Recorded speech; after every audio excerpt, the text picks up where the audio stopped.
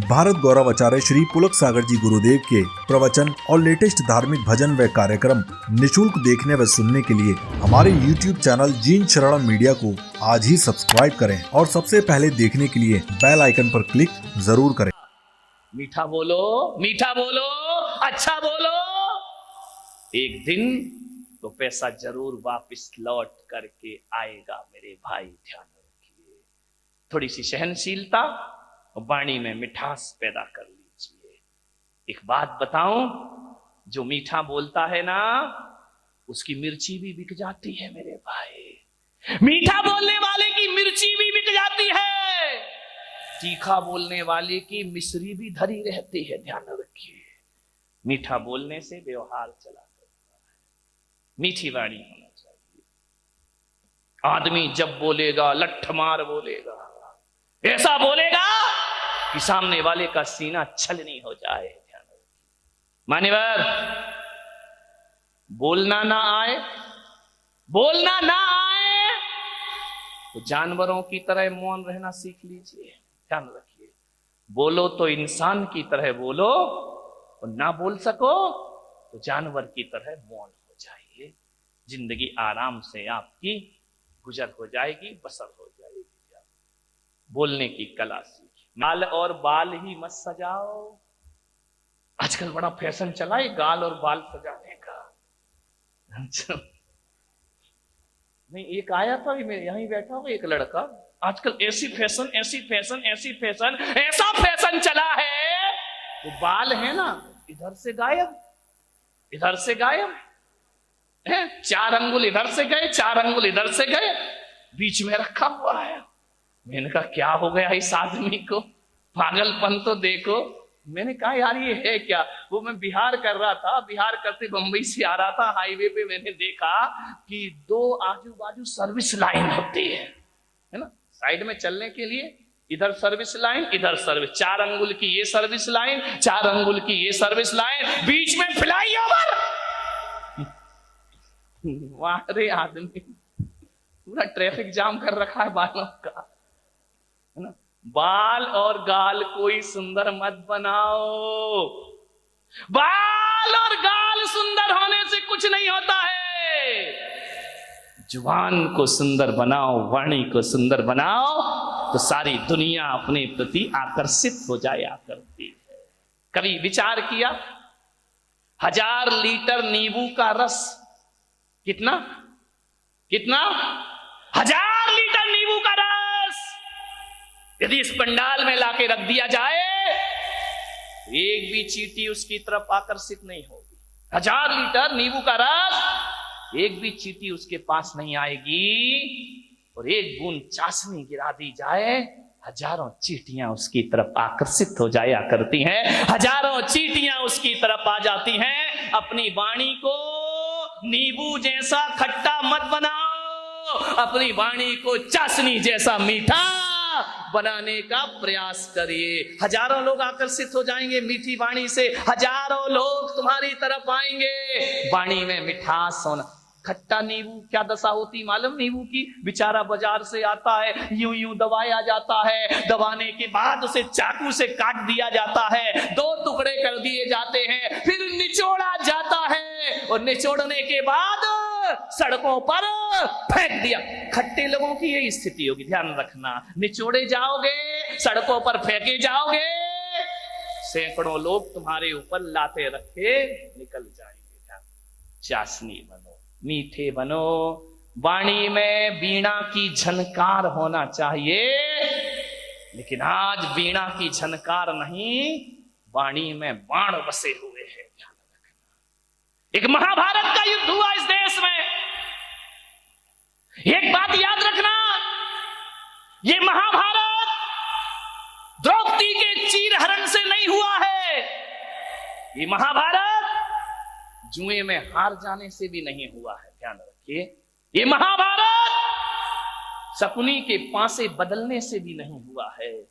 ये महाभारत इस देश में यदि हुआ है तो ध्यान रखना, दुर्योधन के कारण भी नहीं हुआ है। ये महाभारत इस देश में यदि हुआ है तो द्रौपदी के कारण इस देश में महाभारत की रचना हुआ करती है। मान्यवर, आप विचार करिए,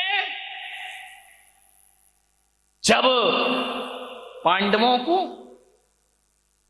खंडप्रस्थ दिया गया कि जाओ पांडु पुत्र, धृतराष्ट्र ने कहा खंडप्रस्थ तुम्हें दिया जाता है, पूरा हस्तिनापुर दुर्योधन को दिया जाता है।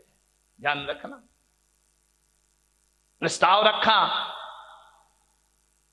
सुलह की बात हुई, दुर्योधन ने खंडप्रस्थ दे दिया।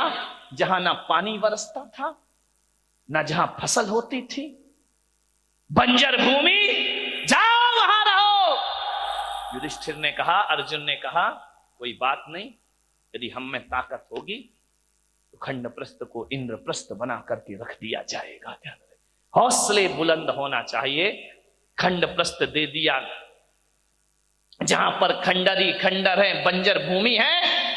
पांचों पांडवों ने पुरुषार्थ किया, मेहनत की, खंडप्रस्थ को इंद्रप्रस्थ में तब्दील कर दिया और इतना सुंदर बनाया। आज कितने भी बड़े आर्किटेक्ट हों, वो व्यवस्था नहीं ला सकते हैं। कैसे लोग थे, कैसी बुद्धि थी उनकी, बिना पढ़े लिखे भी इतना सब कुछ कर लिया करते थे। इतना सुंदर महल बनाया, पूरी दुनिया में चर्चा हुई कि युधिष्ठिर अर्जुन ने इतना सुंदर इंद्रप्रस्थ बनाया है।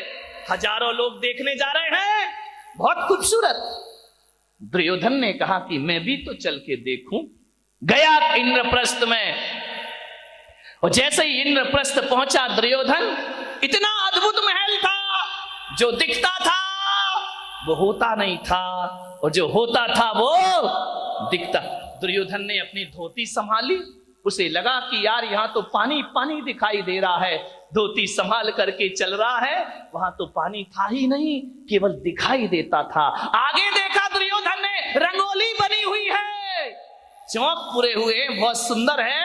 अरे बोले, यहां से तो आ गया, अब क्या धोती पकड़ना, अब क्या अपने को संभालना। इतना सुंदर, आंखें फटी की फटी रह गई दुर्योधन की। आगे बड़ा पानी था, गिरा छपाक से पानी में, पूरे कपड़े गीले हो गए।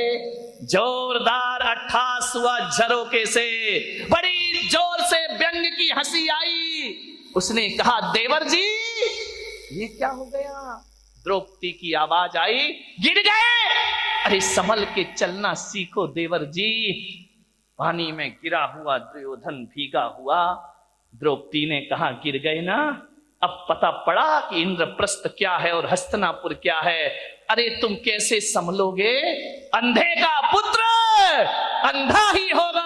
बस यहां से महाभारत शुरू हो जाया करती है। द्रौपदी का चीरहरण महाभारत नहीं था, जुए में हारना महाभारत नहीं था। द्रौपदी का एक तीखा वचन कि अंधे का पुत्र अंधा ही होगा, बस इतनी सी वचन महाभारत की रचना करते हैं। ध्यान रखिए, उसी दिन दुर्योधन ने कसम खा ली कि आज जो अपमान तूने मेरा किया है, आज जो भरी सभा में तूने मेरा उपहास किया है, ठहर जा, एक दिन भरी सभा में तुझे नग्न नहीं किया तो मेरा नाम भी दुर्योधन नहीं होना चाहिए। इतनी सी बात ध्यान रखना। शब्द को संभाल के बोलिए, शब्द संभाल के बोलिए, शब्द के हाथ ना पाओ। ध्यान रखिए, एक वाणी जीवन को तबाह कर देती है। अपमान किसी का मत करो।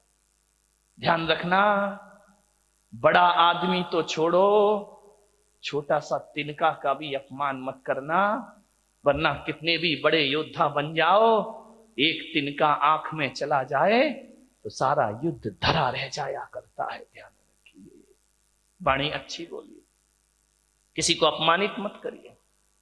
एक तीखे वचन ने, एक कटु वचन ने महाभारत की रचना कर दी। ध्यान रखिए, मीठा बोलो, अच्छा बोलो, विपत्तियों को आमंत्रण मत दो, मुसीबत को आमंत्रण मत दो।